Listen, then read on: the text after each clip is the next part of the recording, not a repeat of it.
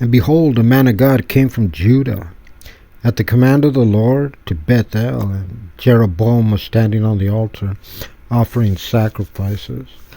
And he called in prophecy about the altar at the command of the Lord, and he said, Altar, altar, so said the Lord. Behold, a son will be born to the house of David, Josiah will be his name. And upon you he will slaughter all the priests of the high places, who offer sacrifices on you, and human bones will they burn upon you.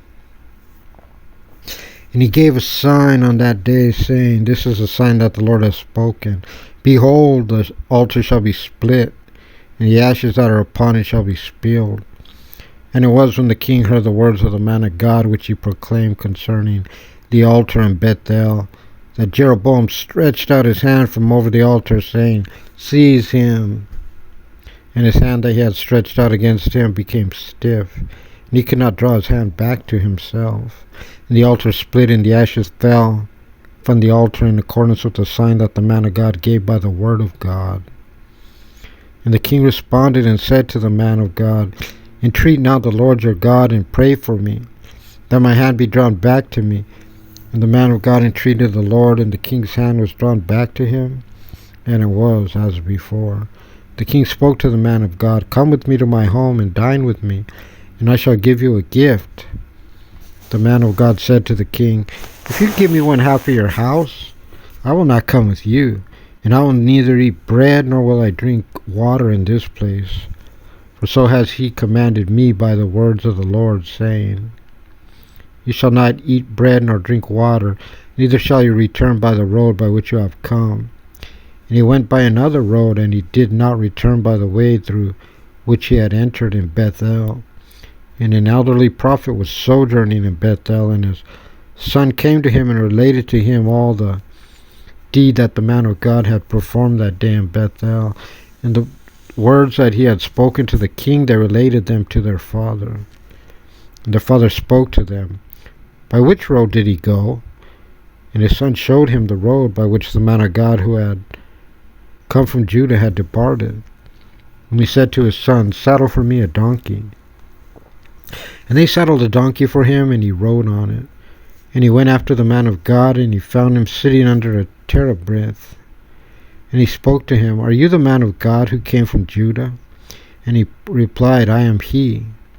And he said to him, Come with me to my home, and eat bread. And he said, I cannot return with you and come with you, and I shall not eat bread or drink water in this place. For a message came to me at the command of the Lord, You shall not eat bread, and you shall not drink water from there. You shall not return to go by the road with which you arrived. And he said to him, I too am a prophet, like you, and an angel spoke to me by the command of the Lord, saying, Bring him back to your house, and he shall eat bread and drink water. He lied to him. And he returned with him, and he ate bread in the house and drank water. As they were sitting at the table, and the word of the Lord came to the prophet who had brought him back, and he called to the man of God who had come from Judah, saying, Thus said the Lord, because you have rebelled against the word of the Lord, you did not keep the commandments that the Lord your God commanded you, and you returned and ate bread and drank water in the place concerning which he spoke to you, saying, You shall not eat bread, nor drink water, your corpse shall not come to the grave of your forefathers. And it was after he had eaten bread and after he had drunk, that he saddled the donkey for the prophet whom he had brought back. He went on his way, and a lion found him and killed him, and the corpse was thrown in the road.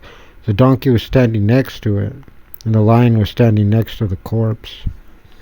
And here men were passing, and they saw the corpse thrown in the road, and the lion standing next to the corpse.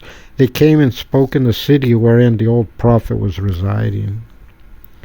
The prophet that had brought him back from the way heard and said, It is a man of God who rebelled against the command of the Lord, and the Lord has given him to the lion. The lion has torn him asunder and killed him, true to the word of the Lord that he had spoken concerning him. He spoke to his son, saying, Saddle the donkey for me. And they saddled it. And he discovered his corpse thrown in the road, with the donkey and the lion standing next to the corpse. The lion had not eaten the corpse, neither had it torn the donkey asunder. The prophet carried the corpse of the man of God, and he placed it on his donkey and brought it back, and he came to the old prophet's city to eulogize him and bury him. He placed the corpse in the grave, and they eulogized him, "Alas, my brother." And it was after he had buried him that he said to his children, saying, "At my death you shall bury me in the grave wherein the man of God is buried. Next to his bones place my bones. For the thing that he called out by the word of the Lord will come to be about the altar that is in Bethel, as about all the houses of the high places which are in the cities of Samaria." After this thing Jeroboam did not return from his evil way, but he continued and made of some of the people's priests of the high places. Anyone who wished would initiate himself and become one of the priests of the high places. And because of this matter was the iniquity of the house of Jeroboam, and to cut it off and destroy it from the face of the earth.